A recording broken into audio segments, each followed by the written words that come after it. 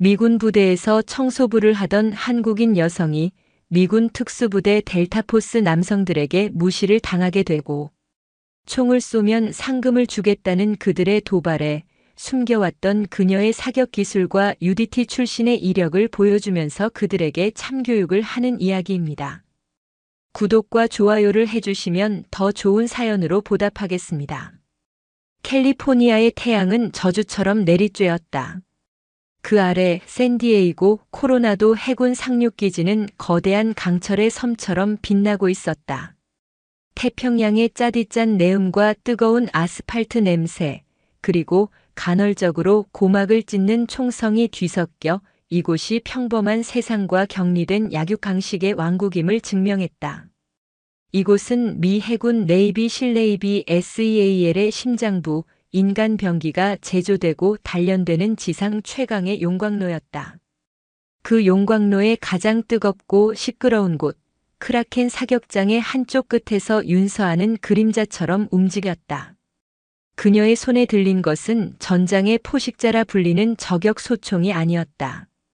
수백 명의 전투화가 남긴 모래와 흙먼지, 그리고 정체 모를 얼룩들을 지워내는 낡고 무거운 청소용 마대였다. 이마를 타고 흐른 땀방울이 소금기를 머금고 턱 끝에 매달렸다. 그녀는 그저 묵묵히 기계처럼 자신의 구역을 닦아나갔다. 그녀의 모든 동작에는 한치의 낭비도 감정도 없었다. 마치 심해의 압력을 견디는 잠수정처럼 외부의 모든 자극을 차단한 채 자신의 임무에만 몰두했다. 이곳에서 그녀는 윤서아가 아니었다. 어이 청소부 혹은 그보다 못한 벌레를 보는 듯한 경멸적인 눈빛으로 불렸다. 아시아에서 온 말이 없고 왜소한 여자. 실SEAL 대원들에게 그녀는 사격장의 풍경을 구성하는 있으나 만화한 배경 소품에 불과했다. 지난 몇 년 그녀는 이 모든 것을 심해와 같은 침묵으로 받아들였다. 그것은 포기가 아니었다. 스스로에게 내린 형벌이자 가장 혹독한 방식의 자기 수련이었다. 바이퍼, 저 유령 좀 보라고. 우리가 목숨 걸고 작전 뛰는 동안 저 여자는 저기서 바닥이나 기어다니고 있군. 세상 참 공평하지 않아? 사격 통제 타워 아래 그늘에서 갓 중동 작전에서 복귀한 실 5팀의 대원 하나가 비아냥거리며 말했다. 그의 이름은 스콜피온, 독침 같은 입을 놀리는 게 그의 특기였다. 그의 시선 끝에 서아가 있었다. 그의 말에 응수한 것은 5팀의 에이스이자 팀장인 바이퍼 케인 대위였다. 독사라는 호출명처럼 그는 목표물을 향한 집요함과 치명적인 공격성으로 악명이 높았다. 실내에서도 최고의 저격수로 꼽히는 그의 눈은 먹잇감을 발견한 파충류처럼 차갑고 냉혹했다. 그는 마시던 에너지 드링크 캔을 으스러뜨려 바닥에 던지며 말했다. 유령? 아니, 저건 그냥 패배자다. 총구에서 터져나오는 화약 냄새가 무서워 도망친 자들의 말로지. 저런 것들이 뭘 알겠어. 방아쇠의 격발 압력과 총알이 대기를 찢는 그 황홀한 소리를. 케인의 말에 주변 대원들이 저열한 웃음을 터뜨렸다. 그들의 웃음소리는 소금기 섞인 바람을 타고 서아의 귓바퀴에 면도날처럼 날아와 박혔다. 서아는 잠시 마대질을 멈췄다. 하지만 고개를 들지 않았다. 그녀의 시선은 여전히 바닥에 찌든 때를 향하고 있었다. 그러나 그녀의 내면에서는 다른 파도가 몰아치고 있었다. 눈앞에 보이는 것은 코로나도의 뜨거운 콘크리트 바닥이 아니었다. 검푸른 동해의 성난 파도, 폭우가 쏟아지던 해상 시추선, 그리고 마스터라 불렀던 선임의 거칠고 강인했던 목소리가 지옥의 메아리처럼 울려 퍼졌다. 서아야, 정신 차려. 저격수는 신이 아니야. 하지만 방아쇠를 당기는 그 순간만큼은 신보다 더 냉혹한 결정을 내려야만 해. 내 손에 달린 건 내 목숨만이 아니야. 우리 팀원 전체의 목숨이다. UDTSEAL 대한민국 해군 특수전전단. 불가능을 모르는 사나이들의 세계에 뛰어든 유일한 여전사. 그녀의 호출명은 세일의 나시레너, 아름다운 노랫소리로 뱃사람을 홀려 죽음에 이르게 하는 바다의 요정. 그녀는 그 이름처럼 가장 치명적이고 아름다운 방식으로 적을 침묵시키는 최고의 저격수였다. 하지만 그날의 작전 이후 그녀는 노래를 잃은 세이렌이 되어 스스로 심해 속에 침잠했다. 케인과 그의 팀원들은 오늘 특별 장거리 사격 훈련 중이었다. 무려 2,500m. 헬리콥터의 엔진 소음과 맞먹는 총성과 함께 케인은 몇 번의 시도 끝에 표적을 명중시키며 자신의 기량을 과시했다. 봤나? 이것이 바로 시레스 EAL이다. 이것이 바로 신의 영역이다. 의기양양하게 포효하는 케인을 향해 동료들의 찬사가 쏟아졌다. 그때 사격장 관리자인 캡틴 존슨이 다가왔다. 퇴역한 해군 대령인 그는 이곳에 살아있는 역사였다. 그는 케인의 실력을 인정하면서도 고개를 저었다. 훌륭한 사격이야, 바이퍼. 하지만 그건 자네 실력이 아니라 자네가 쓰는 1,000만 원짜리 탄도 계산기 실력이지. 진짜 명사수는 바람의 냄새를 맡고 파도의 소리를 듣고 쏘는 법이야. 하. 캡틴, 아직도 그런 캐캐묵은 소리를 하십니까? 여긴 낭만의 시대가 아니라 전쟁터입니다. 기술이 곧 힘이죠. 케인의 조롱에 존슨은 더 말하지 않고 묵묵히 청소하는 서아를 안타까운 눈빛으로 바라보았다. 그는 알고 있었다. 얼마 전 아무도 원인을 찾지 못하던 최신형 저격 소총의 탄도 불량 현상을 서아가 지나가듯 던진 총열 내부의 염분 부식이라는 한마디로 해결했던 사건을. 그녀는 총을 만져보지도 않고 오직 총기에서 풍기는 미세한 냄새만으로 문제를 알아맞혔다. 케인은 존슨의 시선을 따라 서아를 보았다. 그의 입가에 더욱 잔인한 미소가 걸렸다. 그는 이 지루하고 뜨거운 오후를 위한 완벽한 장난감을 찾아냈다는 듯이 눈을 빛냈다. 좋습니다, 캡틴. 그럼 어디 한번 증명해 보시죠. 어이, 패배자. 이리 와봐. 케인의 고함이 사격장을 울렸다. 모두의 시선이 서아에게로 향했다. 서아는 천천히, 아주 천천히 고개를 들었다. 가면처럼 무표정했던 그녀의 얼굴, 그 깊이를 알 수 없는 검은 눈동자가 처음으로 케인을 정면으로 응시했다. 그 눈빛은 분노도 두려움도 아니었다. 심해의 압력처럼 상대를 짓누르는 무겁고 차가운 무였다.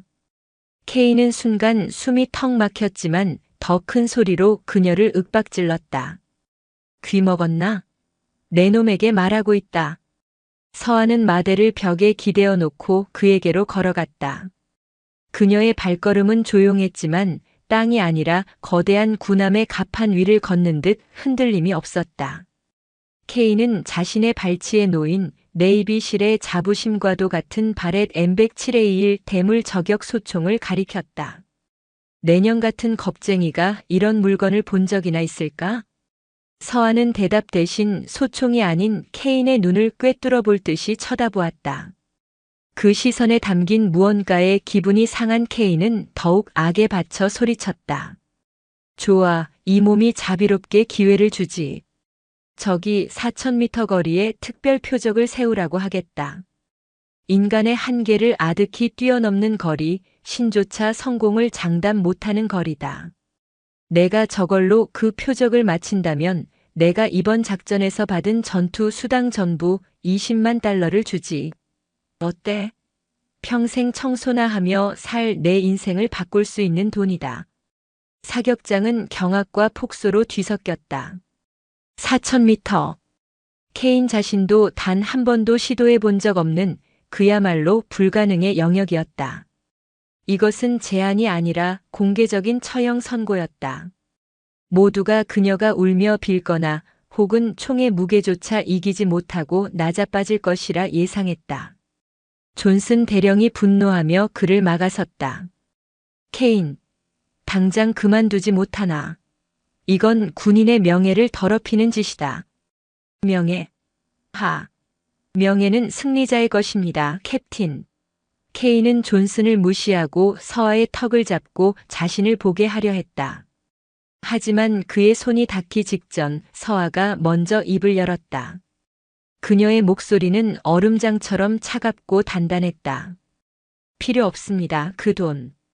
주변의 모든 소음이 거짓말처럼 멎었다. 케인은 어이가 없다는 듯이 되물었다. 뭐라고?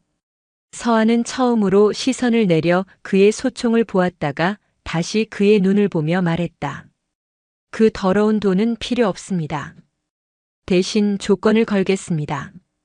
내년 따위가 감히 조건을? 내가 성공한다면 서아의 목소리가 사격장 전체를 지배했다. 당신 케인 대위는 일주일 동안 이곳 사격장의 모든 화장실을 내가 했던 것과 똑같은 방식으로 맨손으로 청소해야 할 겁니다. 모든 대원들이 보는 앞에서. 순간 사격장은 숨막히는 정적으로 뒤덮였다. 돈이 아니라 명예와 자존심을 걸라는 역제안. 그것도 세계 최강이라 자부하는 네이비 실 팀장의 자존심을 가장 치욕적인 방식으로 짓밟겠다는 선언이었다. 케인의 얼굴이 분노와 모멸감으로 시뻘겋게 타올랐다. 감히 저 미천한 청소부가 자신을. 이 미친년이. 왜 두렵습니까? 승리자는 어떤 조건이든 받아들이는 것 아니었습니까? 서아가 그의 말을 그대로 돌려주었다. 그것이 결정타였다. 모든 대원들이 보는 앞에서 케인은 물러설 수 없었다. 그는 이성을 잃고 포효했다. 좋다. 내년에 그 오만한 혀를 뽑아버리기 전에 내가 얼마나 비참하게 부서지는지. 똑똑히 보여주마. 약속하지. 내가 성공한다면 내가 기꺼이 화장실에 똥이나 닦아주겠다. 하지만 실패한다면 내년은 여기서 알몸으로 기어서 나가게 될 거다. 케인은 통제실에 미친 듯이 소리쳐 4,000m 거리에 표적을 설치하라고 지시했다. 그의 눈에는 사리가 번뜩였다. 저 여자를 자신의 손으로 직접 부서뜨리고 짓밟고 유린하고 싶은 욕망이 들끓었다. 서아는 더 이상 아무 말도 하지 않았다. 그녀는 케인의 최신형 소총을 경멸하듯 지나쳐 사격장 구석의 낡은 총기 보관함으로 향했다. 그곳에는 퇴역하여 아무도 거들떠보지 않는 먼지 쌓인 구형 저격 소총 한 자루가 있었다. 마치 오랜 전쟁을 겪고 은퇴한 노병처럼 묵묵히 자신의 자리를 지키고 있는 M40A5. 해병대 저격수들의 영혼이라 불리던 전설의 총이었다. 서아는 부드러운 손길로 그 총을 들어 올렸다. 마치 오랫동안 헤어졌던 전우를 다시 만난 것처럼. 그녀의 손가락이 개머리판에 긁힌 자국과 총열의 차가운 감촉을 느끼며 지나갔다. 그 모습에 실 대원들은 다시 한번 경악했다. 저런 박물관 유물 같은 총으로 뭘 어쩌겠다는 것인가. 하지만 존슨 대령의 눈은 존경과 경외심으로 빛나고 있었다. 그는 알 수 있었다. 오늘 코로나도 기지의 역사가 새로 쓰이리라는 것을. 서아의 침묵은 패배자의 수능이 아니었다. 그것은 모든 것을 끝낼 단 한 발을 위한 심해의 폭풍과도 같은 장엄한 전주곡이었다. 그녀의 등 뒤로 캘리포니아의 태양이 마치 거대한 폭발처럼 이글거리고 있었다. 시간의 흐름이 뒤틀렸다. 코로나도 기지의 모든 소음이 윤서아라는 존재를 중심으로 형성된 진공 속으로 빨려 들어갔다. 네이비 실 대원들의 조롱 섞인 숨소리도 케인 대위의 살에 어린 눈빛도 멀리서 들려오던 파도 소리마저 그녀의 세상에서 지워졌다. 서아의 우주에는 오직 세 가지만이 존재했다. 그녀 자신 손안에서 숨쉬는 M40A5 소총, 그리고 4,000m 너머 태양의 열기 속에 신기루처럼 일렁이는 작은 점 표적. 사격 위치로 향하는 그녀의 걸음은 무중력 상태를 유영하는 듯 고요하고 침착했다. 그녀는 모두의 예상을 깨고 땅에 엎드리는 포복 자세를 취하지 않았다. 대신 낡은 사격 테이블 앞에 놓인 의자에 앉아 소총의 양각대를 펼쳐 단단히 고정시켰다. 척추는 등대처럼 굳건했고 두 발은 전함의 닷처럼 땅을 붙들었다. 상체의 모든 힘을 소총을 통해 땅으로 흘려보내는 듯한 완벽한 균형의 자세. 그것은 힘이 아니라 조화의 경지였다. 케이는 그 자세를 보고 확신했다. 완전 애송이로군. 저런 불안정한 자세로는 100m도 못 맞힐 거다. 하지만 실 5팀의 부팀장이자 가장 노련한 해머 중사의 눈에는 다른 것이 보였다. 저건 마치 파도 위에서 흔들리지 않는 바위 같군. 서한은 스코프를 들여다보지 않았다.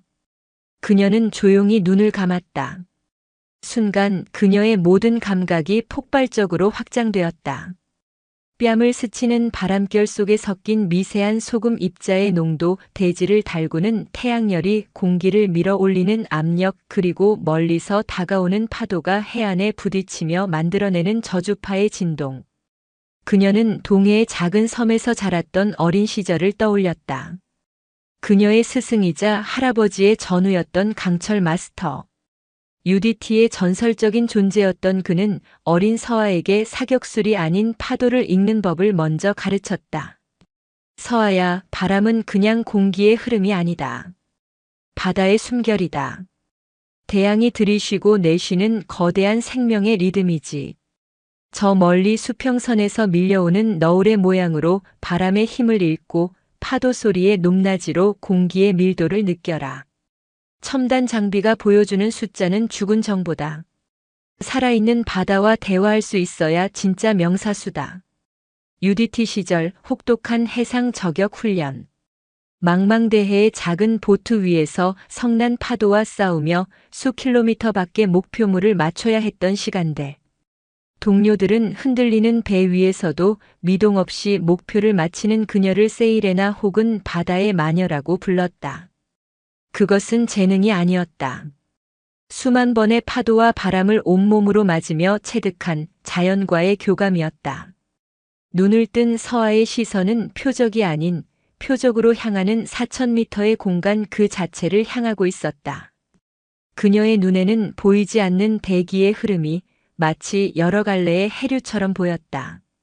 해안에서 불어온 습하고 무거운 바람은 내륙의 뜨거운 공기와 만나 상승하며 거대한 소용돌이를 만들었고 그 소용돌이를 통과한 바람은 다시 차갑게 식어지면으로 내리꽂히고 있었다.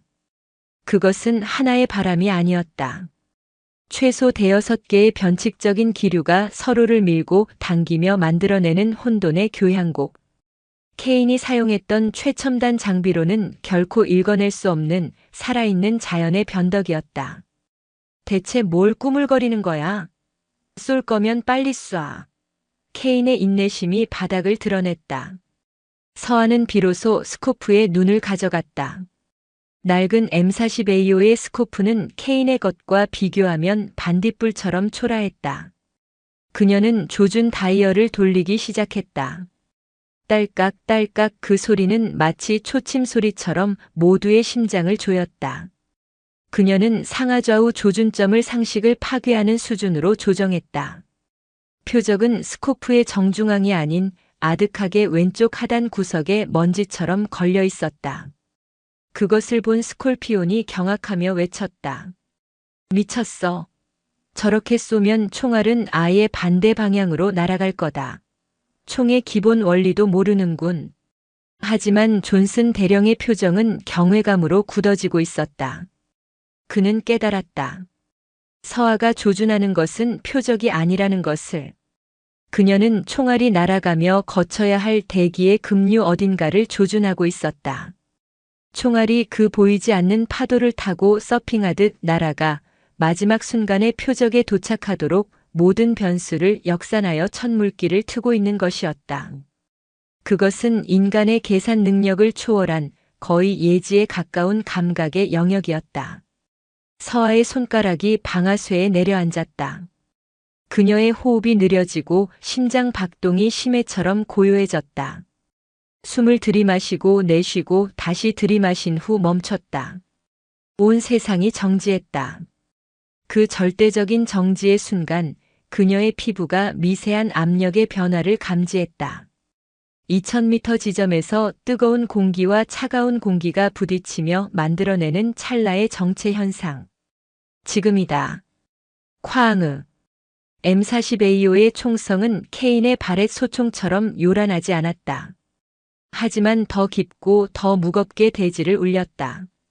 마치 심해의 고래가 울부짖는 듯한 장엄한 소리였다. 총알은 총구를 떠나 보이지 않는 속도로 공간을 찢었다. 모두가 쌍안경과 스코프에 눈을 고정했다. 영혼보다 긴 몇 초의 시간. 총알은 모두의 예상대로 처음에는 표적의 아득한 왼쪽을 향해 날아갔다. 꺼봐, 끝났어. 케인이 득의양양하게 외치는 순간 믿을 수 없는 광경이 펼쳐졌다. 총알은 마치 살아있는 돌고래처럼 해안에서 불어온 무거운 바람을 타고 부드럽게 상승하며 우측으로 방향을 틀었다. 그리고는 뜨거운 공기가 만들어낸 상승 기류의 정점에서 마치 파도의 꼭대기에서 서퍼가 방향을 틀 듯 급격하게 아래로 내리꽂혔다. 마지막으로 지면 근처에서 소용돌이 치는 난기류를 뚫고 마치 어미를 찾아온 새끼 연어처럼 표적의 정중앙을 향해 빨려 들어갔다. 카앙. 4,000m 넘어 강철 표적이 찢어지는 날카로운 비명이 바람을 타고 아련하게 날아왔다. 사격 통제탑의 관측병이 떨리는 목소리로 무전기에 소리쳤다. 그의 목소리는 거의 울음에 가까웠다. 명중. 불스아이. 반복한다. 표적 정중앙, 완전 관통. 얼음 같은 침묵. 케인과 그의 팀원들은 유령이라도 본 사람들처럼 그 자리에 얼어붙었다. 그들의 눈은 벌어졌고 입은 다물어지지 않았다. 방금 자신들이 목격한 것은 무엇인가? 낡은 박물관 유물로 첨단 장비 하나 없이 상식을 파괴하는 자세와 조준으로 신조차 불가능하다고 여겼던 4,000m의 표적을 맞췄다. 그것도 살아있는 악마처럼 날뛰는 대기 속에서. 이것은 기술이나 과학이 아니었다. 마법이었고 기적이었다. 케인의 얼굴은 잿빛으로 변해 있었다. 그의 손에 들려있던 에너지 드링크 캔이 힘없이 바닥으로 떨어져 굴렀다. 그의 머릿속에서 그가 평생 쌓아온 자부심과 신념 모든 것이 산산이 부서져 내리고 있었다. 자신이 조롱하고 짓밟으려 했던 저 작은 여인은 대체 어떤 존재란 말인가? 모든 소동의 중심에 선 서한은 총을 쐈던 그 자세 그대로 미동도 없이 앉아 있었다. 그녀는 천천히 총에서 손을 떼고 조용히 자리에서 일어났다. 그리고는 아무 일도 없었다는 듯 자신이 기대어 놓았던 낡은 마대를 향해 걸어갔다. 환희도 과시도 없었다. 그저 자신의 일상으로 돌아가려는 듯한 무심한 발걸음이었다. 그녀의 그 고요한 뒷모습은 방금 전의 신적인 사격보다도 더 거대한 충격으로 실대원들의 뇌리에 영원히 각인되었다. 압도적인 힘을 가지고도 조금도 드러내지 않는 겸손함. 그 어떤 모욕과 살해 앞에서도 흔들리지 않았던 강철 같은 정신. 그들은 깨달았다. 자신들이 마주한 것은 인간이 아니었다. 그들은 감히 깊이를 측정할 수 없는 거대한 심의 그 자체와 마주하고 있었던 것이다. 케인은 멍하니 서 있다가 서아가 자신을 지나쳐 가려 하자 정신을 차리고 다급하게 그녀의 앞을 막아섰다. 그리고는 수십 명의 실대원들과 존슨 대령이 지켜보는 앞에서 천천히, 아주 천천히 무릎을 꿇었다. 코로나도 기지의 뜨거운 아스팔트 바닥에 세계 최강 네이비실의 에이스 저격수가 이름 없는 동양인 청소부 앞에 무릎을 꿇었다. 내가 틀렸소. 내가 졌소. 그의 목소리는 갈라지고 있었다. 그것은 단순한 패배 선언이 아니었다. 한 전사가 이해할 수 없는 신을 마주한 경외였고 자신의 오만에 대한 뼈아픈 참회였다. 서아는 말없이 무릎 꿇은 그를 내려다보았다. 그리고는 나지막하게 하지만 모두의 심장을 얼어붙게 할 만큼 차가운 목소리로 말했다. 약속은 지키셔야 할 겁니다, 대위님. 내일부터 기대하지요. 화장실 바닥이 당신 얼굴보다 깨끗해지기를. 그 말을 남기고 서아는 그의 곁을 스쳐 지나갔다. 그녀의 손에는 다시 낡은 마대가 들려 있었다. 하지만 이제 그 누구도 그녀를 청소부라고 부를 수 없었다. 그녀의 등 뒤로 캘리포니아의 노을이 마치 거대한 피의 바다처럼 장엄하게 펼쳐져 있었다.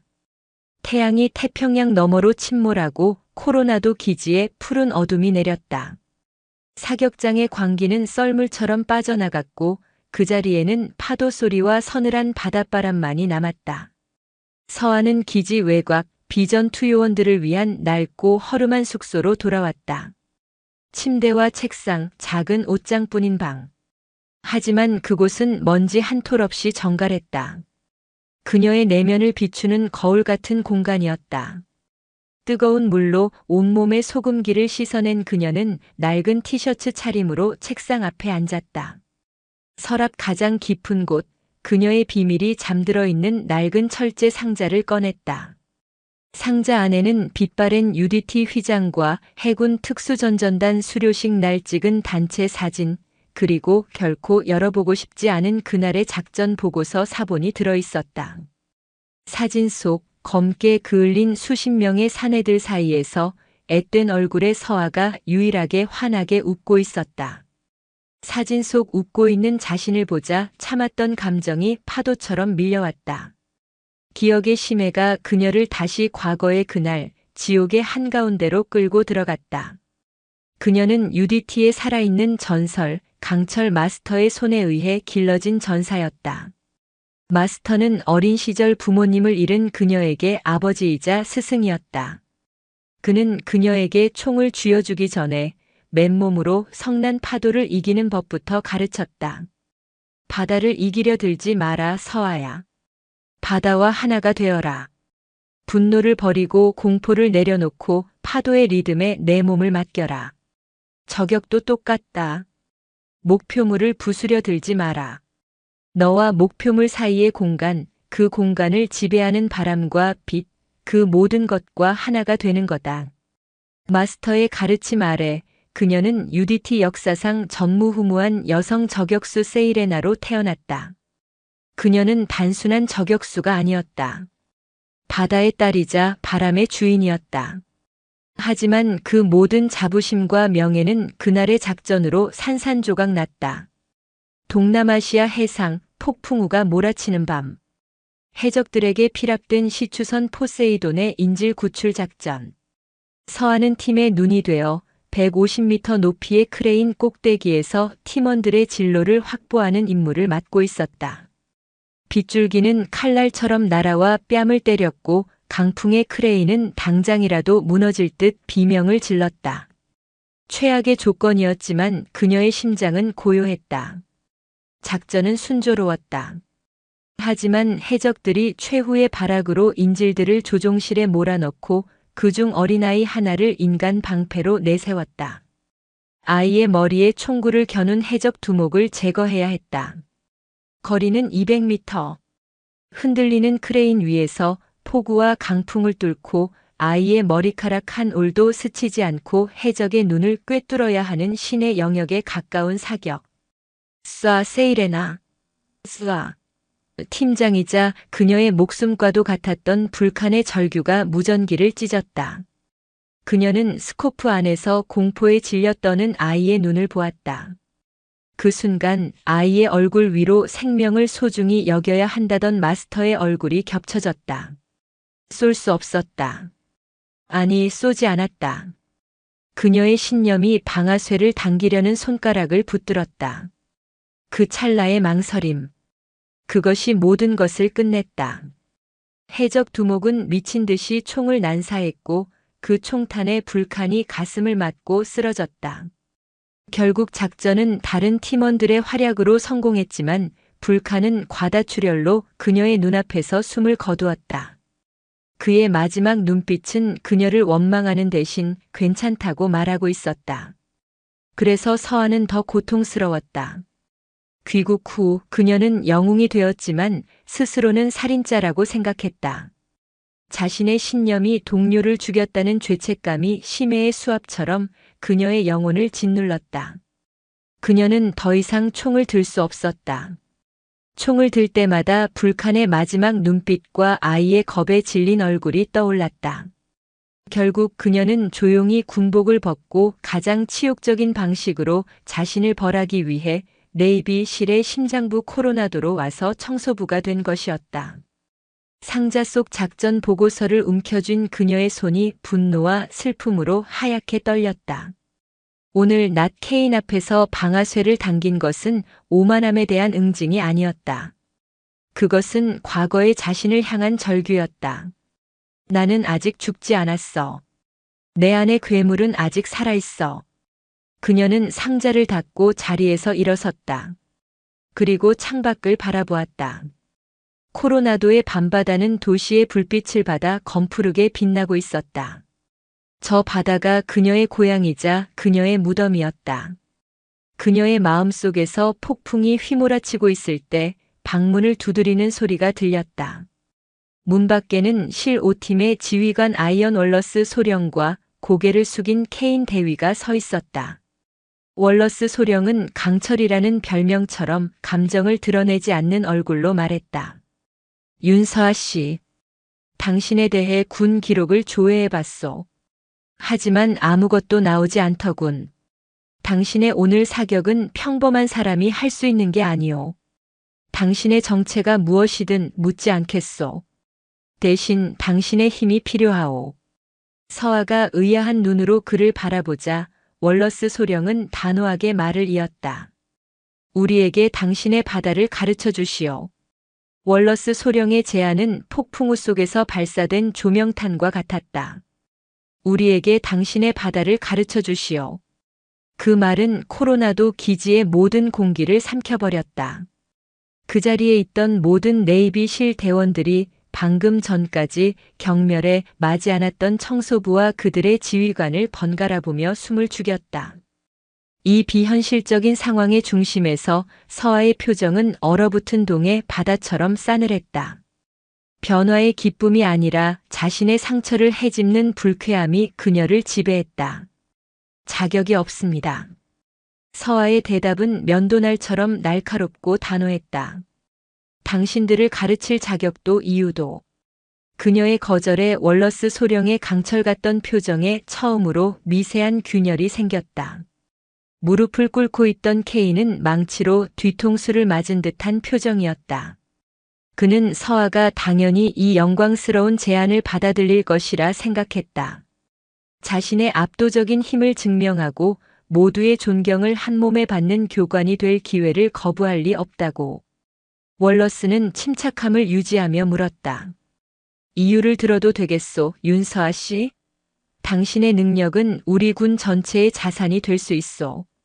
서아는 월러스를 지나 그 뒤에 선실 대원들을 경멸적으로 훑어보았다. 그들의 눈에는 이제 조롱 대신 경외와 호기심이 가득했다. 하지만 서아의 눈에 그들은 여전히 죽음을 파는 상인일 뿐이었다.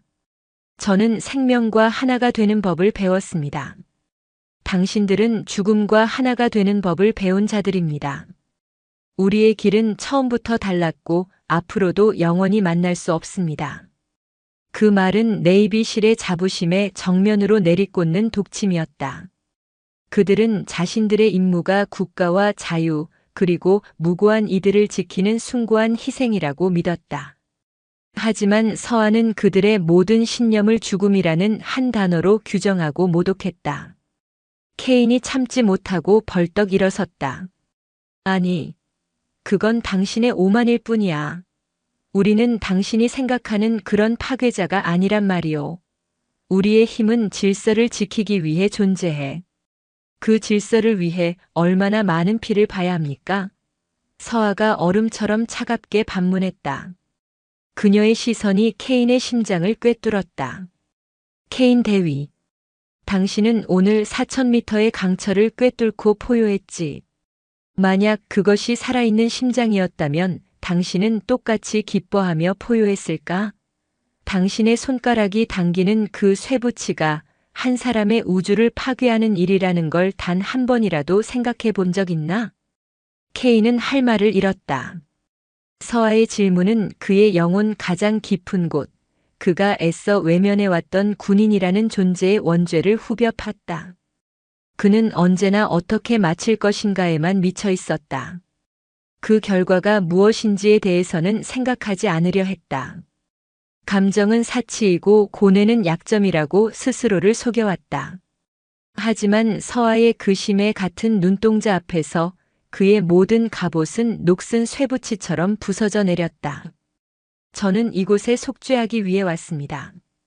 당신들의 살인 기술을 완성시켜주기 위해 온 것이 아닙니다. 그 말을 끝으로 서아는 몸을 돌려 자신의 숙소를 향해 걸어갔다. 그녀의 단호한 뒷모습을 보며 실 대원들은 망연자실했다. 월러스 소령은 그녀가 단순한 자존심 때문에 거절하는 것이 아님을 그녀의 영혼에 누구도 상상할 수 없는 깊고 끔찍한 흉터가 새겨져 있음을 직감했다. 그날 밤 서아는 잠들지 못했다. 월러스의 제안은 잊고 싶었던 그날의 악몽을 피비린내 나는 파도와 함께 그녀의 방으로 끌고 들어왔다. 동료 불칸의 마지막 눈빛. 자신의 선택에 대한 끝없는 자책. 그녀는 다짐했었다. 다시는 총을 들지 않겠다고. 특히나 누군가를 가르치는 일은 절대로 하지 않겠다고. 그녀의 가르침이 또 다른 불칸을 만들어낼 수 있다는 공포 때문이었다. 마스터가 말한 상생의 총과 군대가 요구하는 필살의 총 사이에는 건널 수 없는 심해가 흐르고 있었다. 다음 날 일을 마치고 숙소로 돌아오는 그녀의 앞을 케인이 막아섰다. 그는 더 이상 바이퍼가 아니었다. 맹독을 모두 잃고 허물 벗기에 실패한 뱀처럼 초라하고 비참해 보였다. 잠깐 제발 이야기 좀 합시다. 서아는 그를 무시하고 지나치려 했지만 케인은 그녀의 앞에 무릎을 꿇었다. 어제와는 다른 진심 어린 참회의 무릎이었다. 당신 말이 전부 맞았소. 나는 껍데기였소. 더 멀리, 더 정확하게, 더 파괴적으로 오직 그것에만 미쳐 있었지. 어제 당신이 총을 쏘는 모습을 보면서 나는 처음으로 깨달았소. 당신은 총을 쏜 게 아니었어. 당신은 바다와 바람과 대지와 세상 모든 것들과 대화하고 있었어. 나는 그런 경지를 상상조차 해본 적이 없어. 그의 목소리는 처절하게 떨리고 있었다. 나는 당신처럼 되고 싶소. 아니, 당신의 발끝이라도 따라가고 싶소. 더 나은 살인자가 되기 위해서가 아니오. 당신이 말한 그 무게를 아는 진짜 전사가 되고 싶어서요. 방아쇠를 당기기 전에 1000번 만번 고뇌하는 법을 배우고 싶소. 당신의 그 철학은 우리를 더 강하게 만드는 게 아니라 우리를 더 인간답게 만들어줄 거요. 쏴야 할 때와 쏘지 말아야 할 때를 아는 지혜, 그것이야말로 수많은 생명을 살리는 길이 아니겠소? 쏘지 말아야 할 때를 아는 지혜. 그 말이 서아의 심장에 대모처럼 박혔다. 그것은 그녀가 과거에 저지른 돌이킬 수 없는 선택의 바로 그 지점이었다. 만약 그때 자신에게 그 지혜가 있었더라면 불칸은 지금 살아있을까? 그녀의 마음이 지진처럼 흔들릴 때 월러스 소령이 어둠 속에서 나타났다.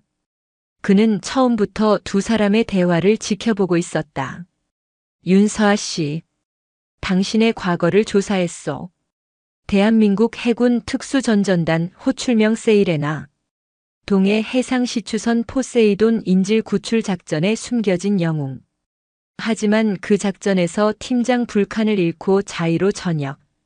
모든 기록은 기밀로 묶여 있었지만 나는 내 권한을 사용했소. 월러스는 그녀에게 한 걸음 다가서며 말했다. 당신이 왜 우리를 가르치는 것을 거부하는지 이제 알겠소. 당신의 그 상처, 그 죄책감 때문이겠지. 하지만 당신은 틀렸소. 당신의 선택은 동료를 죽인 게 아니라 아이를 살린 거요. 군인으로서 당신은 실패했을지 몰라도 인간으로서 당신은 가장 위대한 선택을 한 거요. 이제 그 죄책감의 늪에서 나올 때도 되지 않았소? 월러스는 거부할 수 없는 악마의 제안을 꺼내놓았다. 당신에게 우리 팀 전체를 맡기진 않겠소. 대신 우리 부대에서 가장 썩어빠진 구제불능의 칼날 3자루만 맡아주시오. 그는 부대의 암적인 존재 3명에 대해 설명했다.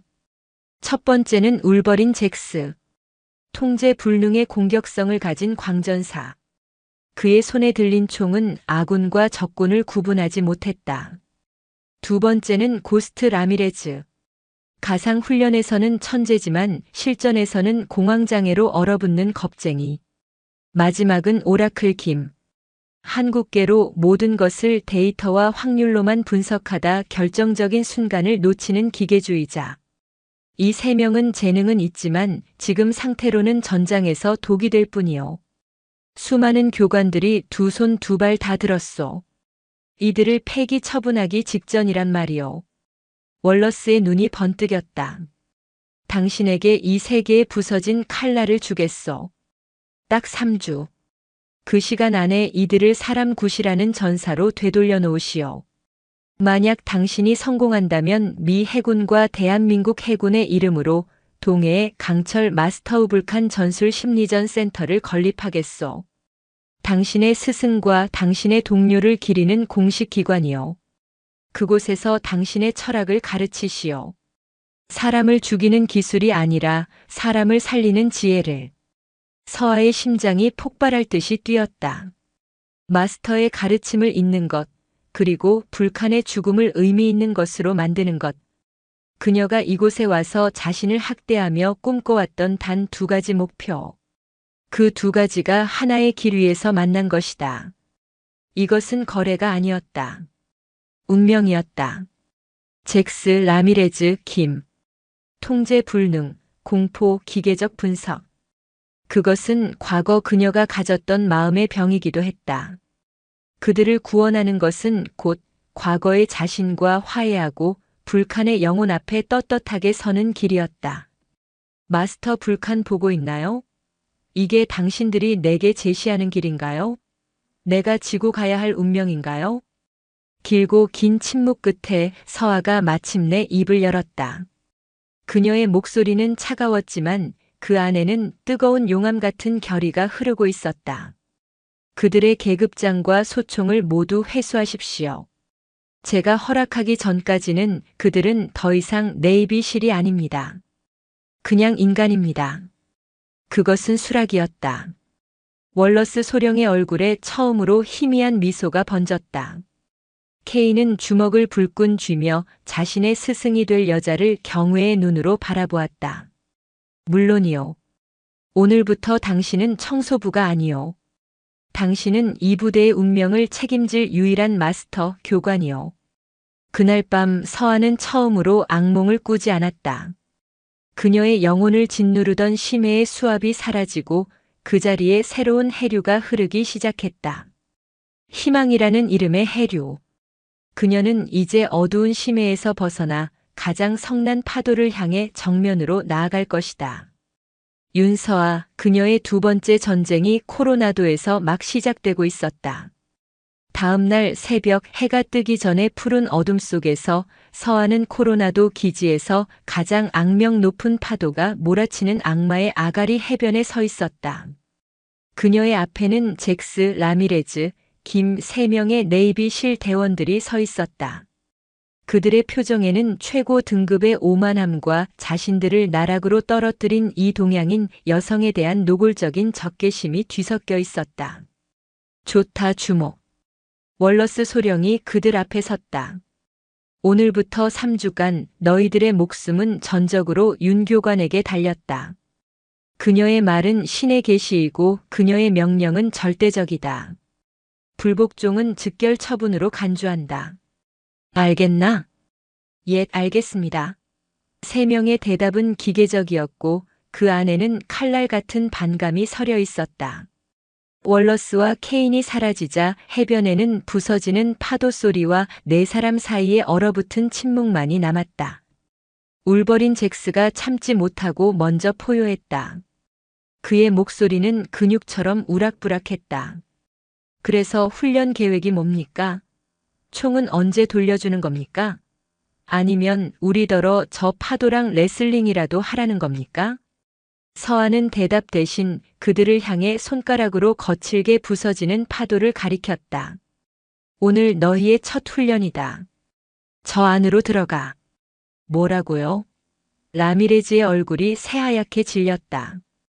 해질 때까지 저 파도를 온몸으로 받아낸다. 서서, 두 발로, 단 한 걸음도 물러서지 않고. 파도와 싸우라는 게 아니다. 파도의 일부가 되어라. 바위처럼. 세 명의 얼굴이 모욕감과 분노로 일그러졌다. 이것은 훈련이 아니라 고문이었다. 그것도 가장 치욕적인 방식에. 인간의 힘으로 집채만 한 파도를 맞서라는 것은 자살 행위나 다름없었다. 미쳤군. 잭스가 으르렁거렸다. 우리는 네이비실이다. 내년에 정신 나간 자살 놀이에 어울려줄 시간 없어. 당장 제대로 된 훈련 계획을 내놔. 서한은 조금도 동요하지 않았다. 그녀는 잭스의 눈을 꿰뚫어보며 말했다. 바다를 두려워하는 자는 바다의 주인이 될 자격이 없다. 너희는 아직 자격이 없어. 총을 잡기 전에 너희 영혼을 갉아먹는 교만과 공포, 그 불순물부터 파도에 씻어내야 한다. 그녀의 목소리는 파도 소리에 묻힐 만큼 작았지만 그 안에 담긴 절대적인 의지는 세 명의 기세를 압도했다. 서하는 말을 이었다. 저 파도는 단순한 물이 아니다. 수천 년간 이 해변을 때려온 대지의 분노이자 너희 내면의 혼돈 그 자체다. 저 파도를 견뎌내는 것은 너희 자신과의 싸움에서 이기는 첫걸음이다. 그것이 오늘 훈련의 전부다. 그녀는 더 말하지 않고 해변의 높은 바위 위에 가부좌를 틀고 앉아 눈을 감았다. 마치 주변 세상과 단절된 돌부처처럼. 세 명의 대원은 어이가 없다는 듯 서로를 쳐다봤지만 명령은 절대적이었다. 그들은 욕설을 짓거리며 성난 파도를 향해 걸어 들어갔다. 차가운 바닷물이 그들의 군화와 전투복을 순식간에 적셨다. 곧이어 첫 번째 파도가 그들을 덮쳤다. 상상 이상의 충격이었다. 거대한 망치로 온몸을 얻어맞은 듯한 고통에 세 명 모두 맥없이 낮아빠졌다. 울버린 잭스는 분노를 폭발시키며 파도와 맞서 싸우려 했다. 그는 포효하며 주먹으로 파도를 때리고 어깨로 밀어내려 했지만 거대한 자연의 힘 앞에서 그의 근육은 아무 소용이 없었다. 그는 10여 분 만에 완전히 지쳐 나가 떨어졌다. 고스트 라미레즈는 물에 대한 공포로 온몸이 마비되었다. 파도가 덮칠 때마다 그는 비명을 지르며 허우적거렸고 어린 시절 물에 빠져 죽을 뻔했던 트라우마가 그의 이성을 잠식했다. 오라클 김은 파도의 주기와 패턴을 분석하려 애썼다. 그는 머릿속으로 파도의 속도와 높이를 계산해 충격을 최소화하려 했지만 바다의 변덕은 그의 모든 계산을 비웃듯 불규칙하게 그를 덮쳤다. 시간이 흐를수록 그들은 육체적, 정신적으로 한계에 내몰렸다. 하지만 바위 위에 서하는 미동도 없었다. 마치 그들의 고통을 즐기기라도 하는 것처럼. 그들의 자존심에 불이 붙었다. 그들은 이를 악물고 비틀거리면서도 다시 일어서서 파도를 맞았다. 해가 중천에 떴을 때 그들은 이미 반쯤 정신이 나간 상태였다. 그때 서하가 처음으로 입을 열었다. 그녀의 목소리는 무전기를 통해 그들의 귓속에 직접 들려왔다. 고통을 느끼지 마라. 고통과 하나가 되어라. 너희는 지금 파도를 맞는 게 아니다. 너희 자신이 파도가 되는 거다. 그 말은 선문답처럼 들렸지만 한계 상황에 내몰린 그들의 의식에 작은 파문을 일으켰다. 그들은 무의식적으로 그녀의 말을 따르기 시작했다. 고통에 저항하는 대신 고통을 받아들이고 파도의 리듬에 몸을 맡기려 애썼다. 변화는 아주 조금씩 그들 자신도 모르는 사이에 일어났다. 잭스는 힘을 빼고 파도가 덮치는 순간 몸을 낮춰 충격을 흡수하는 법을 터득했다. 라미레즈는 공포에 떠는 대신 숨을 참고 물속에서 평정을 유지하는 법을 배우기 시작했다.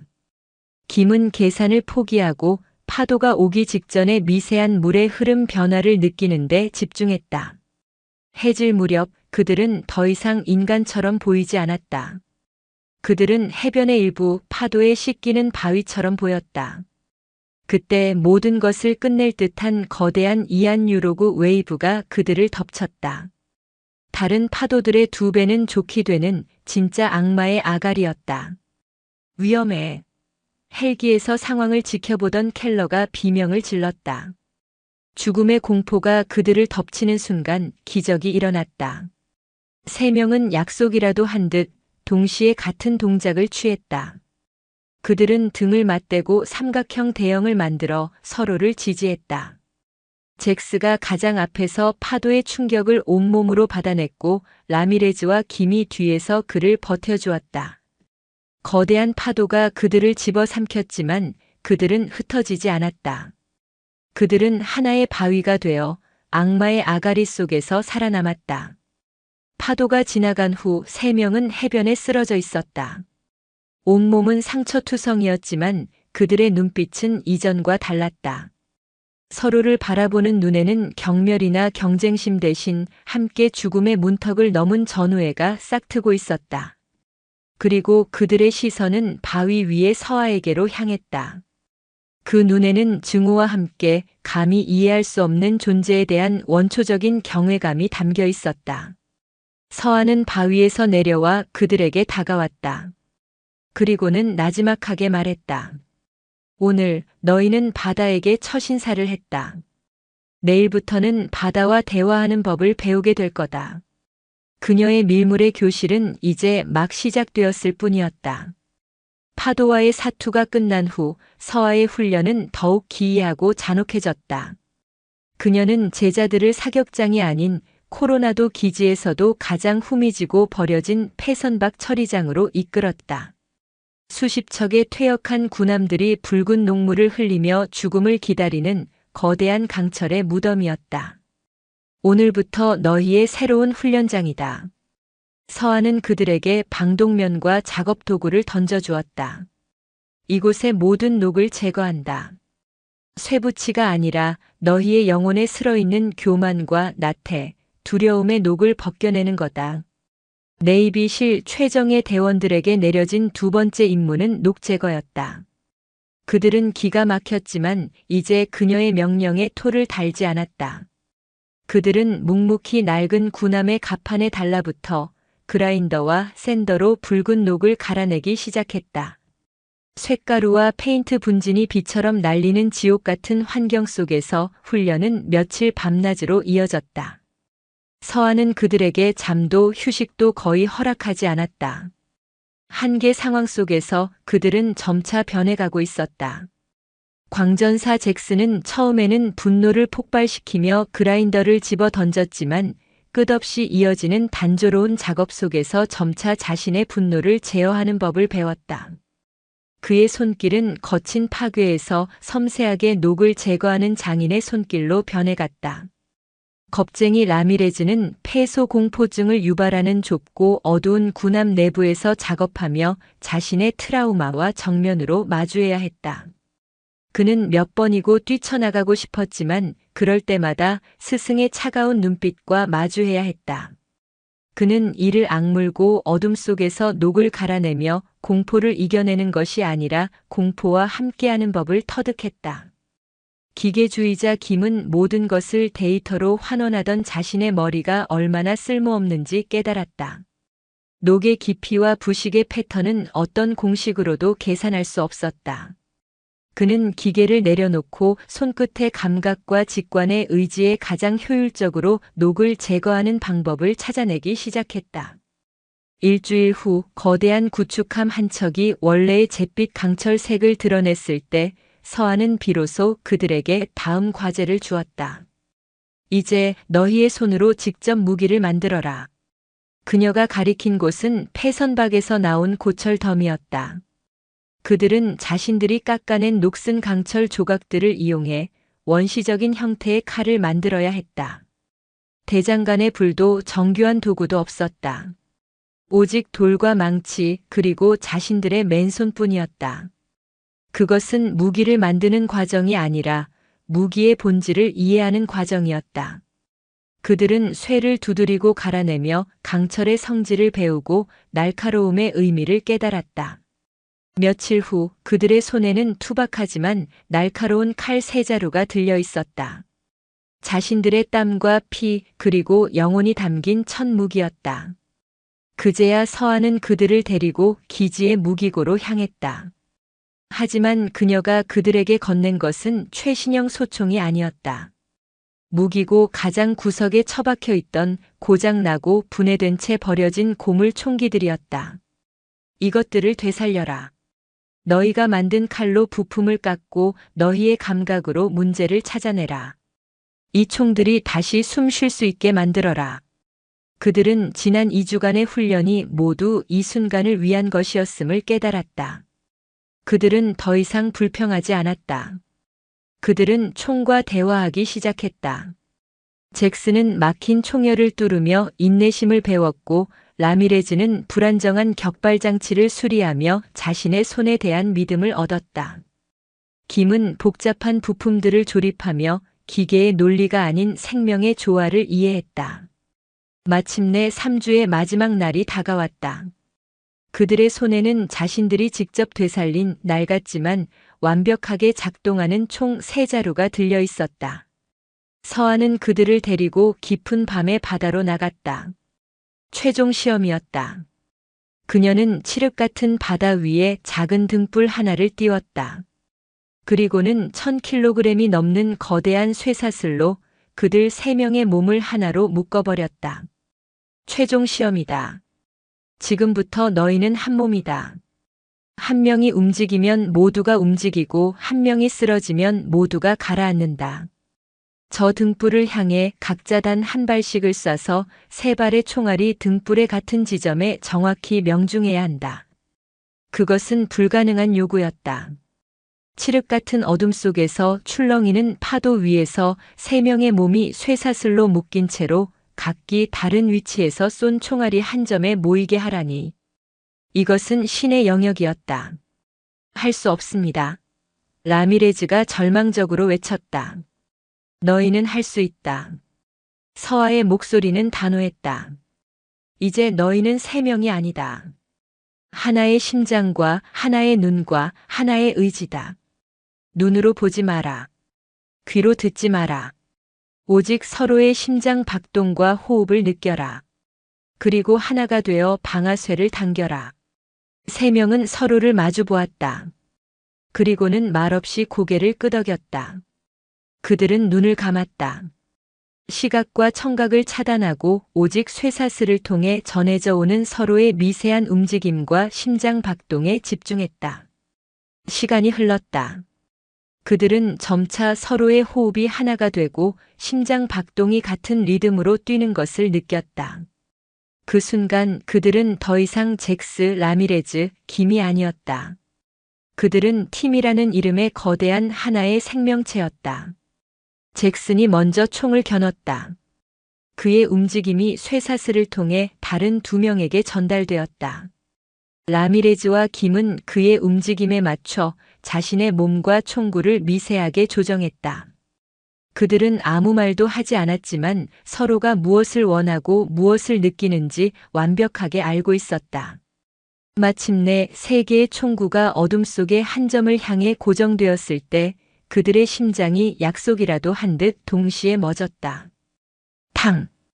단 한 발의 총성처럼 들렸다. 3발의 총알이 한치의 오차도 없이 하나의 탄도를 그리며 날아갔다. 그리고 칠흑 같은 바다 위에서 작은 등불이 소리 없이 3조각으로 나뉘며 어둠 속으로 사라졌다. 성공이었다. 완벽한 성공. 그들은 쇠사슬에 묶인 채 서로를 부둥켜 안고 포효했다. 그것은 승리의 함성이자 새로운 탄생을 알리는 울음소리였다. 그들의 등 뒤에서 이 모든 것을 지켜보던 서아의 입가에 처음으로 희미한, 아주 희미한 미소가 피어올랐다. 그녀의 부서진 칼날들은 마침내 세상에서 가장 단단하고 날카로운 삼위일체의 검으로 다시 태어난 것이다. 삼위일체의 총성이 멎은 고요한 밤바다. 그곳에는 더 이상 스승과 제자가 없었다. 오직 하나의 의지로 움직이는 완벽한 생명체만이 존재했다. 쇠사슬을 풀고 무트로 나온 그들의 눈빛에는 지독한 훈련을 통과한 안도감보다 스스로의 한계를 파괴하고 새로운 존재로 거듭난 자들의 차가운 자신감이 서려 있었다. 하지만 그들의 새로운 탄생을 축하할 시간은 주어지지 않았다. 그들이 기지로 복귀하자마자 사이렌이 찢어지는 비명을 지르며 코로나도 전체를 뒤흔들었다. 모든 휴가와 외출이 금지되고 기지는 전시 상황에 준하는 최고 등급 경계 태세에 돌입했다. 축제의 여운을 즐기던 대원들의 얼굴에서 웃음기가 사라지고 전쟁의 냄새가 소금기 섞인 바람을 타고 번져나갔다. 월러스 소령은 서아와 그녀의 세 제자를 지하 벙커의 전략 상황실 포세이돈의 방으로 긴급 호출했다. 그곳에는 펜타곤과 백악관 국가안보회의의 최고 위급 인사들이 유령처럼 홀로그램으로 떠 있었다. 그들의 얼굴은 인류의 종말이라도 목격한 듯 잿빛으로 굳어 있었다. 중앙 스크린에 한 남자의 사진이 떠올랐다. 지적이고 온화해 보이는 안경 쓴 노인. 하지만 그의 정보 파일을 본 서아의 심장이 차갑게 가라앉았다. 목표는 아리스 손. 전직 로스앨러모스 국립연구소의 수석 물리학자이자 세상에서는 핵의 사신이라 불리는 인물이다. 합동참모의장의 무거운 목소리가 상황실을 울렸다. 그는 지난 수년간 잠적한 채 비밀리에 소형 핵폭탄, 일명 여행 가방 헥스트 케이스 누쿠 수십 개를 제조해 전 세계 테러 조직과 독재 국가에 팔아넘겼다. 그런데 방금 그가 직접 모습을 드러냈다는 첩보가 들어왔다. 스크린의 영상이 바뀌었다. 북태평양 인간의 항해가 거의 불가능한 폭풍의 무덤이라 불리는 해역 한가운데 거대한 강철 괴물처럼 솟아있는 해상 시추선 레비아탄의 모습이었다. 손 박사는 현재 저곳에서 그가 만든 모든 핵폭탄의 기폭 장치를 무력화할 수 있는 마스터 코드와 동시에 모든 핵을 원격 기폭시킬 수 있는 크로노스 키를 경매에 붙이려 하고 있다. 인류의 생존과 파멸을 동시에 손에 쥔 채 악마의 장난을 시작한 거다. 경매에 참여한 자들은 우리가 아는 모든 불량 국가와 범죄 조직의 수괴들이다. 상황은 끔찍했다. 특수부대를 동원한 강습 작전은 자살 행위였다. 레비아탄은 그 자체가 움직이는 요새였다. 최첨단 레이더와 대공 미사일 어뢰까지 갖추고 있었고 그곳을 지키는 용병들은 각국 특수부대 출신들로 이루어진 최정예 민간 군사기업 케르베로스였다. 교전이 시작되는 순간 손 박사는 크로노스 키를 작동시켜 전 세계를 핵의 불길에 빠뜨릴 것이다. 남은 시간은 9시간. 경매가 끝나면 모든 것은 끝장이다. 절망적인 침묵이 흘렀다. 어떤 군사적, 외교적 수단도 통하지 않는 완벽한 체크메이트 상황. 그때 케인이 앞으로 나섰다. 그의 눈에는 과거의 오만이 아닌 냉철한 분석가의 빛이 서려 있었다. 단 하나의 길이 있습니다. 저격입니다. 그는 해도를 가리켰다. 레비아탄의 레이더 사각지대이자 폭풍의 눈이 일시적으로 형성되는 해역. 5,000m 거리입니다.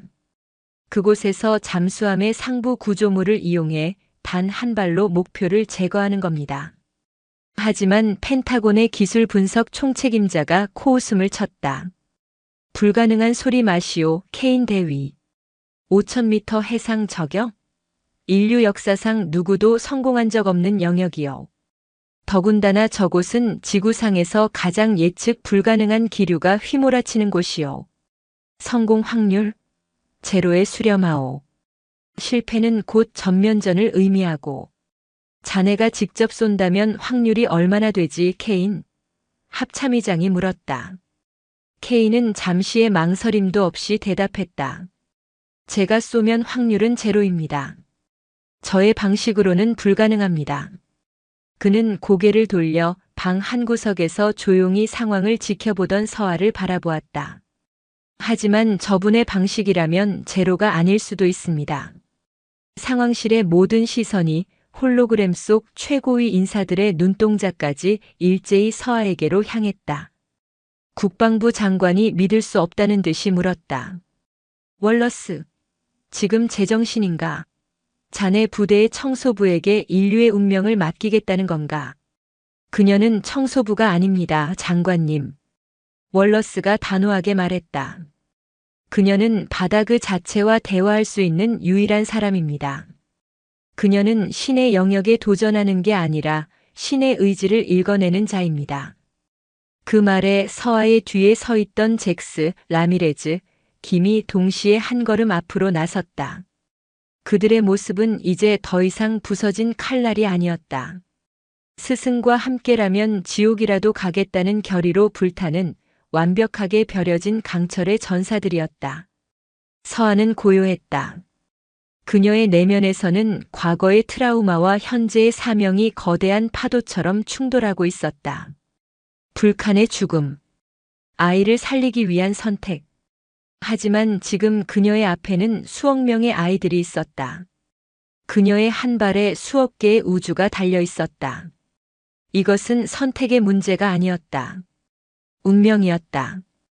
그녀가 세이레나로 태어난 이유이자 그 지옥 같은 시간을 견뎌낸 이유였다. 마침내 서아가 입을 열었다. 그녀의 목소리는 조용했지만 그 안에 담긴 힘은 전략 상황실 전체를 압도했다. 확률은 없습니다. 오직 결과만 있을 뿐입니다. 합참의장이 다그쳤다. 성공을 보장할 수 있나, 교관? 보장할 수 있는 것은 아무것도 없습니다. 하지만 이것 하나는 약속드릴 수 있습니다. 서아는 홀로그램 속 장군들의 눈을 하나하나 꿰뚫어보며 말했다. 저의 총알은 길을 잃지 않을 겁니다. 그녀는 말을 이었다. 이번 임무 저 혼자 가지 않습니다. 저의 검과 방패 그리고 나침반이 되어줄 제 팀과 함께 갑니다. 잭스, 라미레즈, 김.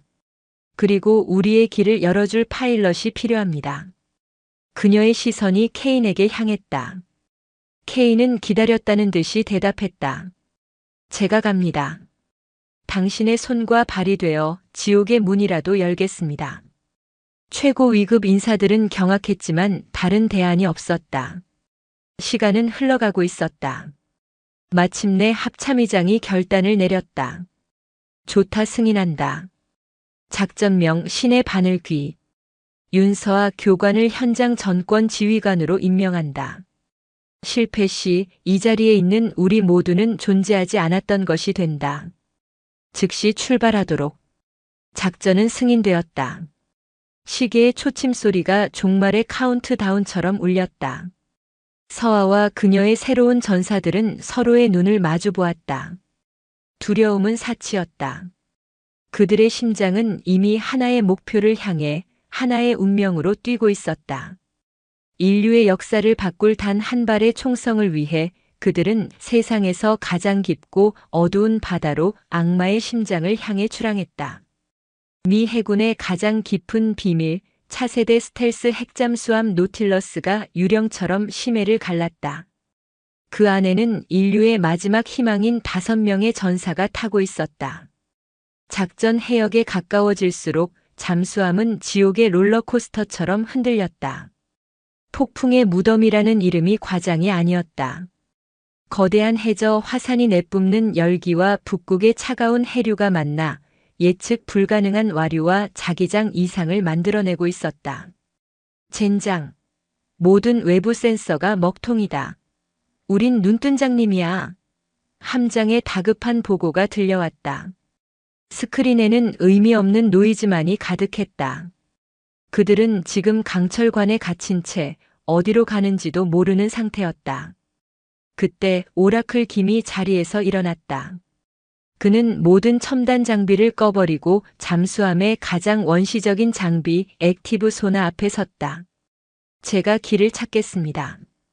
그는 눈을 감고 소나가 탐지해 보내오는 음파의 미세한 반향에 모든 신경을 집중했다. 핑핑 하는 소리는 더 이상 기계음이 아니었다. 그에게는 보이지 않는 해저 지형과 숨겨진 암초, 그리고 적의 기뢰가 보내오는 죽음의 속삭임으로 들렸다. 그는 서아에게 배운 대로 데이터를 계산하는 것이 아니라 소리와 대화하고 있었다. 좌현 30도 수심 200으로 급강하. 10초 뒤 거대 해저 협곡과 충돌한다. K는 김의 눈을 보고 잠시의 망설임도 없이 조암탈을 돌렸다. 거대한 잠수함이 고래처럼 몸을 뒤틀며 아슬아슬하게 협곡을 피해 나갔다. 김의 직관이 수백억짜리 컴퓨터보다 정확했다. 하지만 위기는 끝나지 않았다. 적성 잠수함 출현, 어뢰 발사관 개방, 케르베로스의 잠수함이 그들을 사냥하기 위해 나타난 것이다. 붉은 경고등이 번쩍이고 경보음이 울렸다. 고스트 라미레즈의 얼굴이 공포로 하얗게 질렸다. 폐쇄된 공간, 죽음의 위협. 그의 트라우마가 되살아나려는 찰나였다. 라미레즈. 서아의 차가운 목소리가 그의 귓전을 때렸다. 숨 쉬어. 너는 유령이 아니야. 공포를 직시해. 그놈들의 다음 수를 읽어. 라미레즈는 이를 악물고 눈앞의 소나 스크린에 집중했다. 그는 자신의 공포를 역이용했다. 만약 내가 저놈들이라면 어디로 쏠 것인가? 그는 적의 입장이 되어 가장 치명적인 공격 루트를 시뮬레이션하기 시작했다. 수온 약층. 100m 아래 수온이 급격히 변하는 층이 있습니다. 그곳으로 잠수하면 저놈들의 소나를 교란시킬 수 있습니다. K는 즉시 잠수함을 하강시켰다. 노틸러스가 수온 약층으로 사라지자 그들을 추격하던 어뢰가 목표를 잃고 엉뚱한 방향으로 나아갔다. 그들은 가까스로 죽음의 위기에서 벗어났다. 라미레즈는 처음으로 자신의 공포가 자신을 지키는 가장 강력한 무기가 될 수 있음을 깨달았다. 마침내 그들은 목표 지점에 도달했다. 잠수함이 거친 파도를 뚫고 수면 위로 부상했다. 서아와 세 제자는 잠수함의 함교 위로 올라섰다. 5,000m 넘어 레비아탄의 불빛이 폭풍우 속에서 지옥의 등대처럼 빛나고 있었다. 세상에 이건 바람이 아니야. 거대한 괴물의 울부짖음이야. 잭스가 중얼거렸다. 바람은 사방에서 불어왔고 파도는 당장이라도 그들을 집어삼킬 듯 덮쳐왔다. 흔들리는 잠수함 위에서 5,000m 밖의 목표물을 맞히는 것. 그것은 인간이 아니라 신에게나 가능한 일이었다. 그때 서아가 입을 열었다. 이것은 혼돈이 아니다. 교향곡이다. 그녀는 제자들을 돌아보았다. 잭스, 너는 이 교향곡의 타악기다. 가장 강렬한 파도의 리듬을 온몸으로 받아내고 우리의 중심을 잡아라. 라미레즈, 너는 현악기다. 가장 미세한 바람의 떨림을 감지하고 우리의 감정을 조율해라. 김, 너는 지휘자다. 이 모든 소리를 분석하고 단 한 번의 완벽한 화음이 울려 퍼지는 순간을 찾아내라. 나는 그저 활이 될 뿐이다. 그들은 일사불란하게 움직였다. 잭스는 함교의 가장 앞부분에 쇠사슬로 자신의 몸을 묶고 인간다치 되어 흔들림을 최소화했다. 라미레즈와 김은 서아의 양옆에서 바람과 파도의 데이터를 실시간으로 그녀에게 전달했다. 마침내 경매의 마지막 순간이 다가왔다. 레비아탄 최상층의 문이 열리고 손 박사가 모습을 드러냈다. 하지만 그의 옆에는 서류 가방이 쇠사슬로 손목에 묶인 채 끌려 나오는 젊은 여성이 있었다. 그녀의 눈에는 공포와 체념이 가득했다. 이런 미친. 인질이 아니야. 저건 생체 기폭 장치다. 켈러가 경악했다. 손 박사는 여자의 손목에 묶인 쇠사슬을 난간에 고정시켰다. 만약 자신이 저격당해 쓰러지면 그의 무게로 인해 여자의 팔이 뜯겨나가고 가방은 그대로 심해 속으로 사라지게 되는 악마 같은 함정이었다. 마스터 코드는 영원히 사라지고 수십 개의 핵폭탄은 시한폭탄이 되어 전 세계에 흩어진다. 합동 참모의장의 절규가 통신을 찢었다. 작전 중지. 당장 중지하라. 저건 함정이다. 알파의 에코 당장 철수하라. 서아는 스코프에서 눈을 떼지 않았다.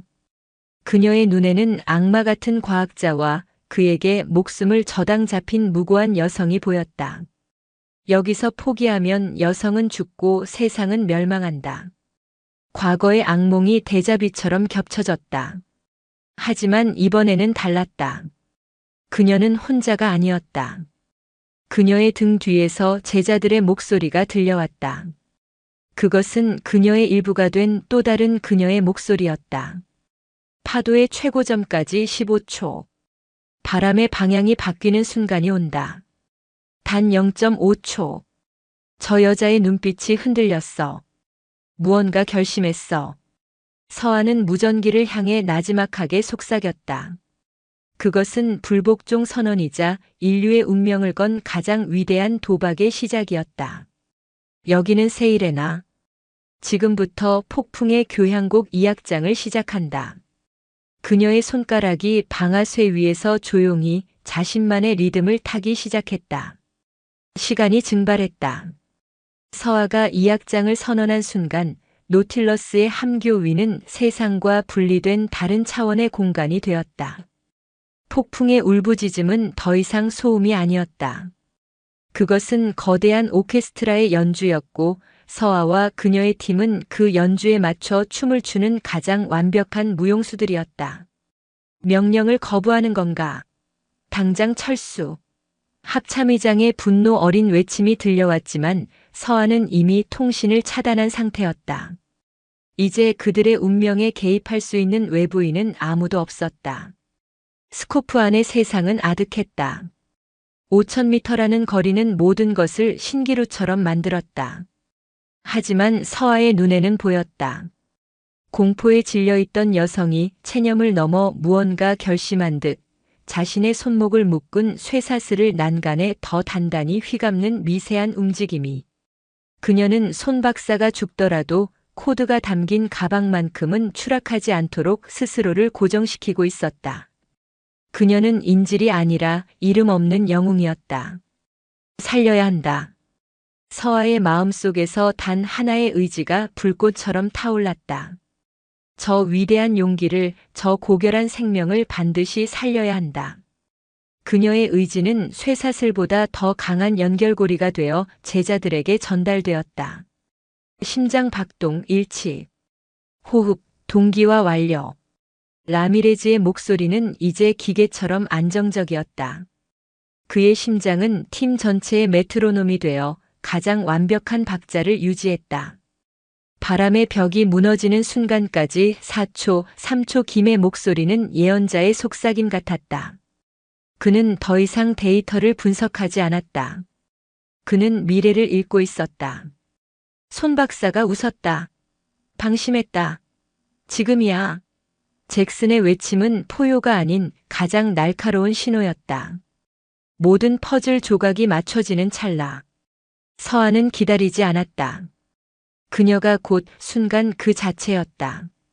그녀는 불가능에 도전하는 것이 아니었다. 불가능을 창조하고 있었다. 그녀가 본 것은 틈이 아니었다. 그것은 길이었다. 손 박사의 목과 쇠사슬의 첫 번째 고리, 그리고 그 뒤에 강철 난간 사이를 관통하는 머리카락 굵기의 단 하나의 길. 그 길을 통과한 총알은 손 박사에게는 치명상을 입히되 쇠사슬은 끊지 않고 난간에 박혀 그의 시신이 추락하는 것을 막을 수 있는 물리법칙을 거스르는 단 하나의 궤적. 신의 바늘귀였다. 그녀는 방아쇠를 당기지 않았다. 그녀의 심장이, 그녀의 의지가 방아쇠를 격발시켰다. 콰앙으. 묠리르의 개량형 국리르라 명명된 소총이 포효했다. 그 총성은 폭풍의 교향곡 속에서 가장 장엄하고 비극적인 클라이맥스였다. 총알은 총구를 떠나 스스로 의지를 가진 생명체처럼 날아갔다. 총알은 폭풍을 뚫지 않았다. 폭풍의 힘을 이용했다. 거대한 와류를 타고 솟구쳤다가 하강 기류를 만나 지면으로 내리꽂혔다. 마치 신화 속 발키리가 전장을 가로지르듯 빛과 어둠의 경계를 넘나들었다. 그것은 탄도학이 아니라 신화의 영역이었다. 마침내 5,000m의 장대한 여정을 마친 총알은 서아가 보았던 바로 그 길로 신의 바늘귀 속으로 빨려 들어갔다. 스코프 안에서 시간이 느려졌다. 총알은 손 박사의 목 측면을 정확히 스치며 관통했다. 치명상. 하지만 그의 몸을 크게 밀어내지는 않았다. 이어서 총알은 회전하며 쇠사슬의 첫 번째 고리를 때렸다. 하지만 끊어내지 않고 고리의 모양을 살짝 뒤틀며 에너지를 전달했다. 마지막으로 총알은 뒤편의 강철 난간에 깊숙이 박혔다. 손 박사의 몸이 힘없이 무너져 내렸다. 하지만 뒤틀린 쇠사슬 고리가 난간에 박힌 총알에 걸리면서 그의 시신은 추락하지 않고 공중에 대롱대롱 매달렸다. 여자는 무사했다. 서류 가방도 무사했다. 고요. 지구 전체가 숨을 멈춘 듯한 절대적인 고요. 통제 불능의 분노로 가득 차 있던 합동작전 상황실의 모든 모니터 앞에서 장군들과 장관들은 입을 벌린 채 얼어붙어 있었다. 그들은 방금 인간이 신의 영역을 침범하는 것을 목격했다. 타겟 무력화, 인질 안전, 코드는 확보되었다. 월러스 소령이 떨리는 목소리로 역사에 기록될 보고를 올렸다. 그 순간 레비아탄은 지옥의 아수라장으로 변했다. 손 박사의 죽음에 용병들은 혼란에 빠졌다. 경매 참가자들은 서로를 의심하며 총격전을 벌이기 시작했다. 거대한 해상 요새 전체가 불길과 폭발에 휩싸였다. 해냈어, 우리가 신의 일을 해냈어. 잭슨이 울부짖으며 포효했다. 라미레즈와 김 역시 서로를 부둥켜 안고 뜨거운 눈물을 흘렸다. 하지만 서아는 총을 내려놓지 않았다. 그녀의 눈은 여전히 스코프를 향해 있었다. 그녀의 입가에 차가운 미소가 걸렸다. 아니, 이 악장은 이제 끝났을 뿐이다. 그녀는 스코프 안에서 여성을 구출하고 코드가 담긴 가방을 확보하기 위해 갑판으로 뛰쳐나오는 케르베로스 용병들을 보고 있었다. 그리고 그들의 손에 들린 무전기에서 또 다른 목소리가 흘러나오는 것을 읽었다. 레비아탄에는 또 다른 지휘관이 있었다. 이제 우리의 마지막 악장이다. 생존. 서아는 탄피를 배출하고 새로운 총알을 장전했다. 그녀의 눈은 이제 구원자의 눈이 아니었다. 지옥의 전장에서 살아남아야 하는 가장 차갑고 효율적인 포식자의 눈으로 돌아와 있었다. 통신이 다시 연결되고 케인의 흥분된 목소리가 들려왔다. 세상의 서아. 당신은 대체 이제 돌아오면. 케인. 서아가 그의 말을 잘랐다. A 지점으로 이동해. 지금부터 우리가 직접 사냥에 나선다. 그녀의 마지막 말과 함께 레비아탄의 모든 조명이 꺼지고 비상등이 켜졌다. 거대한 강철 괴물은 이제 인류 최강의 전사들이 벌이는 가장 원초적인 생존 사냥터로 변해가고 있었다. 지옥의 교향곡은 끝나지 않았다. 서아의 마지막 총성은 구원의 서곡인 동시에 가장 잔혹한 생존 투쟁의 시작을 알리는 신호탄이었다. 레비아탄은 불길과 폭발, 그리고 배신과 탐욕에 휩싸인 인간들의 총성으로 가득 찬 거대한 강철의 무덤으로 변해가고 있었다. 케인, 지금부터 내 눈이 되어라. 적들의 움직임, 구조, 모든 것을 읽어내. 우리는 저 지옥의 심장부로 들어간다. 서아의 목소리는 얼음장 같았지만 그 안에는 팀원들을 살리겠다는 강철 같은 의지가 용암처럼 들끓고 있었다. 그녀는 신의 바늘귀를 통과시킨 구원자에서 팀의 생존을 책임져야 하는 지휘관 세이레나로 돌아와 있었다. 노틸러스는 다시 심해로 잠수해 레비아탄의 사각지대로 은밀하게 접근했다. 케인은 잠수함의 모든 센서를 동원해 불타는 시추선의 내부 구조와 적들의 움직임을 3차원 지도로 구현해냈다. 젠장, 놈들의 지휘관은 타나토스야. 전직 프랑스 외인부대 출신의 전술 천재. 그는 지금 모든 퇴로를 차단하고 우리를 사냥하기 위해 늑대떼를 풀었어. 늑대떼는 케르베로스의 최정예 대원들로 오직 파괴와 살육을 위해 훈련된 인간 사냥개들이었다. 그들은 지금 레비아탄의 구석구석을 샅샅이 뒤지며 침입자들을 색출하고 있었다. 서아, 방법이 없어. 이대로는 전멸이야. 지원을 요청해야 해. 켈러가 절규했다. 지원은 오지 않아, 케인. 이것은 이제 우리의 전쟁이다. 서아는 3차원 지도를 보며 가장 불가능해 보이는 침투 경로를 손가락으로 가리켰다. 우리는 이곳으로 들어간다. 해저 원유 시추 파이프. 놈들이 결코 예상하지 못할 유일한 길이다. 그것은 자살 행위나 다름없었다. 좁고 어두운 파이프 안은 유독가스와 언제 폭발할지 모르는 잔류 원유로 가득했다. 하지만 그것이 유일한 길이었다. 서아와 세 제자는 소형 잠수정을 이용해 불타는 레비아탄의 가장 깊은 곳 해저와 연결된 시추 파이프의 입구로 접근했다. 그들이 파이프 안으로 들어서는 순간 외부와의 모든 통신이 끊겼다. 이제 그들은 완벽하게 고립되었다. 파이프 내부는 지옥이었다. 한치 앞도 보이지 않는 어둠, 숨막히는 악취, 그리고 피부에 달라붙는 미끈거리는 기름. 그들은 오직 서로의 숨소리와 벽을 타고 흐르는 물방울 소리에 의지해 전진했다. 고스트 라미레즈의 공황장애가 다시 고개를 들려 했다. 폐쇄된 공간의 압박감이 그의 목을 조여왔다. 그때 그의 어깨에 묵직한 손이 올라왔다.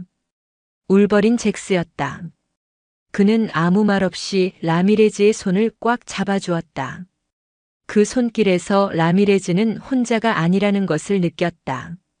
그의 공포가 눈 녹듯 사라졌다. 한참을 전진했을 때 오라클 김이 모두를 멈춰 세웠다. 그는 벽에 귀를 대고 미세한 진동을 느끼고 있었다. 위다. 5명. 우리 바로 위에서 매복하고 있어. 늑대떼가 그들의 침투를 예측하고 기다리고 있었던 것이다. 그들이 파이프의 출구로 나가는 순간 벌집이 될 운명이었다. 절체절명의 순간 서아가 움직였다. 그녀는 허리에 차고 있던 소형 플라스마 절단기를 꺼내 파이프의 바닥을 조용히 잘라내기 시작했다. 그녀는 적들이 기다리는 위가 아닌 그들의 발밑, 예상치 못한 아래층으로 길을 만들고 있었다. 그들이 새로운 길을 통해 빠져나온 곳은 레비아탄의 동력실이었다. 거대한 터빈이 굉음을 내며 돌아가고 있었다. 그곳에서 그들은 마침내 늑대떼와 마주쳤다. 말이 필요 없는 즉각적인 교전이 벌어졌다. 하지만 지금의 제자들은 과거의 오합지졸이 아니었다. 그들은 하나의 생명체처럼 움직였다. 잭스가 방패가 되어 가장 앞에서 적의 화력을 온몸으로 받아내는 동안 라미레즈는 유령처럼 어둠 속에 숨어 적의 측면을 공격했다. 김은 동력실의 복잡한 구조를 이용해 적들을 분산시키고 함정을 팠다. 그리고 서아는 죽음의 무용수처럼 그 중심을 갈랐다. 그녀의 손에 들린 것은 총이 아니었다. 그녀가 직접 벼려낸 날카로운 칼 2자루. 그녀는 총성보다 더 조용하고 더 치명적으로 적들의 숨통을 끊어놓았다. 치열한 전투 끝에 그들은 마침내 늑대떼를 전멸시켰다. 하지만 그들 역시 상처투성이었다.